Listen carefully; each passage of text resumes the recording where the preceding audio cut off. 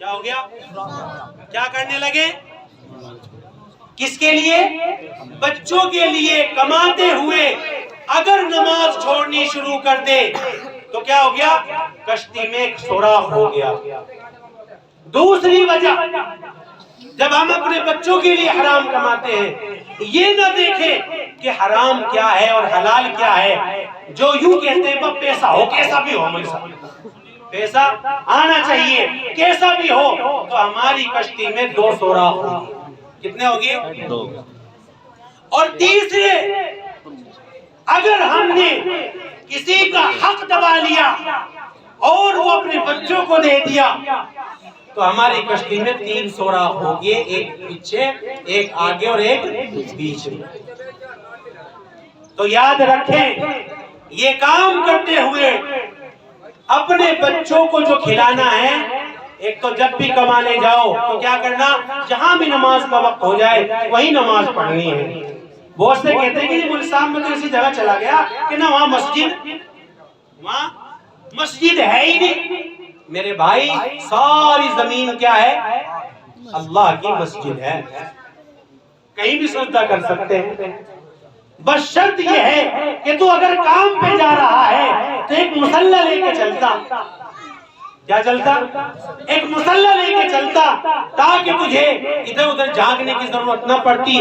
جیسے ہی وقت ہوتا فوراً وضو کرتا، وضو نہیں تو تیمم کرتا اور نماز ادا کر لیتا۔ بہت سے کہتے ہیں کہ حضرت میرے پر تو نماز ہی نہیں آتی، میں کیا کروں؟ میرے بھائی، کم سے کم حاضری تو لگا لو۔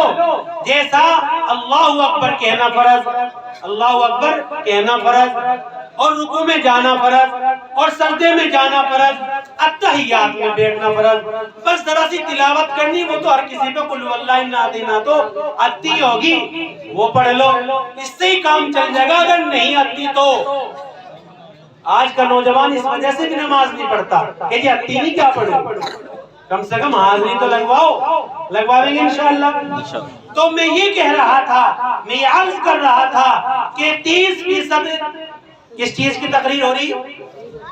فضائل پہ، کہ اگر یہ کر لیا تو اتنے سال کا ثواب، یہ کر لیا تو اتنے سال کا ثواب۔ نہ تو اسے توبہ کرنے دیتے آج کے مقرر، آج کا امام صاحب نہ تو توبہ کرنے دے رہا، نہ اسے بتا رہا کہ اگر یہ بغیر توبہ کے نہیں ہونا معاف، چاہے تم کتنی 80 سال کی عبادت لیے پھرو نہیں ہو، لیکن اگر کہیں جھوٹ بولا، چوری کی، زنا کیا، کسی کا مال دبایا، جب تک وہ نہیں دو گے اللہ سے معافی نہیں مانگو گے۔ اور چوری کی، یہ نہیں کہ چوری تو کری اس کی، اور معافی کس سے مانگ رہے؟ اللہ سے۔ معافی کس سے مانگ رہے؟ اللہ سے۔ چوری تو کری میں نے ان کی اور معافی میں ان سے مانگ رہا، چل جائے گا کام۔ گالی تو دی انہیں، معافی اس سے مانگ رہا۔ چوری کرا ہوا مال اسے واپس کریں، اس سے معافی مانگے، اور اس کا جو گناہ ہوا اس کی معافی کس سے مانگے؟ اللہ۔ تو اس لیے، اور رہا لے دے کے 10% آدمی اگر کوئی بات کر بھی رہا ہے قرآن و حدیث سے تو اس کا اثر یہ ہو رہا جو ہے۔ تو اس لیے میرے محترم بزرگوں، دوستو، ہمارا معاشرہ اس وجہ سے بھی نہیں سدھر رہا کہ ہمارے خطیبوں نے ان چیزوں پہ صرف یا تو شخصیت پرستی پر، قبر پرستی پر اور جماعت پرستی پر، 3 چیزوں کی تقریر کرتے ہیں۔ میری جماعت میں اگر شامل ہو جاؤ گے تو تم کامیاب ہو جاؤ گے۔ ہر جماعت والا یہ کہتا ہے، شروع میں تو کیا پڑھتے ہیں وہ؟ الحمدللہ نحمدہ ونستعینہ، سارے پڑھ کے من یضلل اللہ فلا ہادی لہ، جسے اللہ چاہے گا ہدایت دے گا، جسے نہیں چاہے گا ہدایت نہیں مل سکتی، یہ سب کہتے ہیں ہر جماعت کا آدمی۔ لیکن بعد میں آ کر کے کہاں رکتے ہیں وہ کہ اگر تم جو ہے تبلیغی جماعت سے نہ جڑے تو تم کامیاب نہیں، اگر تم جو ہے مزاروں سے نہ جڑے تو تم کامیاب نہیں، اگر تم جو ہے تعزیہ نہ نکالا تو تم کامیاب نہیں، اگر تم جماعت اسلامی سے نہ جڑے تو تم کامیاب نہیں، اگر تم مدرسے سے نہ جڑے، سب پھر اپنی اپنی جماعت کی کیا کرتے ہیں؟ تبلیغ کرتے ہیں۔ تو اس لیے تبلیغ کس چیز کی کرنی ہے؟ اللہ اور اس کے رسول کی تبلیغ۔ کس کی کرنی ہے؟ اللہ۔